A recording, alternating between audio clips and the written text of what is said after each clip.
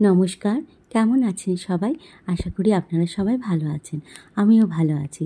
তাই তো আমার ছোট্ট চ্যানেল সুদীপ্তার স্মৃতির খাতাতে আবার চলে এসেছি একটা নতুন ব্লগ নিয়ে। তো এই ভিডিওতে আপনারা দেখবেন যে এইবারের গণেশ চতুর্থী আমরা কেমনভাবে করলাম। মানে গণেশের আগমন থেকে বিদায় পুরোটাই আপনারা এই ভিডিওতে দেখতে পাবেন। তো প্রথমেই আমরা গণেশ পুজোর ঠিক একদিন আগে চলে গিয়েছিলাম গণেশ প্রতিমা আনার জন্যে। দোকানে গিয়ে তো এত গণেশ দেখে প্রতিবারের মতোই এইবারেও ভীষণ কনফিউশন হচ্ছিল, কোনটা নেব বুঝতেই পারছিলাম না, কারণ প্রত্যেকটাই ভীষণ সুন্দর ছিল। তবে শেষমেশ একটা প্রতিমা পছন্দ করে নিয়ে এলাম। তারপর যথারীতি গণেশ পুজোর দিন পুজো হলো।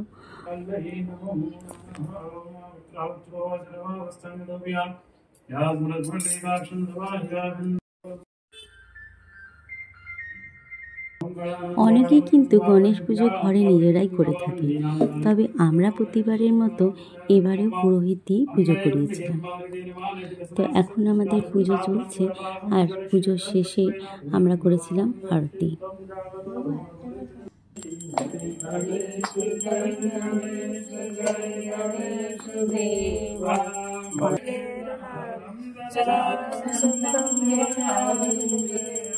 এই যে আরতির শেষে চলুন একবার গণেশজিকে আপনাদেরকে ভালো করে সামনে থেকে দেখিয়ে নিই। এই যে আমাদের গণেশ, আর তার ঠিক পাশে আমাদের গোপাল সোনা।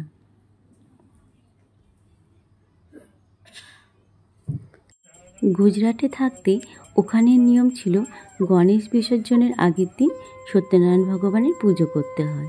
তবে ভোপালে এরকম কোনো নিয়ম নেই। তাই গতবারে আমরা সত্যনারায়ণ ভগবানের পুজো না করলেও এবারে কিন্তু করেছিলাম, আর এবারে যজ্ঞও হয়েছিল। আমরা এবারে পঞ্চম দিনেই পুজোটা রেখেছিলাম, আর যেহেতু পঞ্চম দিনটা রবিবার পড়েছিল তাই আমাদের সব বন্ধুরা এসেও ছিল। আর যেহেতু আমরা 5 দিন রাখি গণেশজিকে, তাই দেখতে দেখতে 5 দিন কেটেও গেল। আর এখন গণেশজিকে বিদায় জানানোর পালা। আমি এনেছিলাম কোলে করে, আবার আমিই নিয়ে যাচ্ছি কোলে করে। এই দিনটা খুব খারাপ লাগে, কারণ যতদিন থাকে ঠাকুর, আমরা সবাই একটা নিয়মের মধ্যে চলে আসি। মানে সকাল সকাল ওঠা, আরতি করা, তারপর ঠাকুরের ভোগ বানানো, ঠাকুরকে ভোগ নিবেদন করে তারপরে খাওয়া, এইসব আর কি।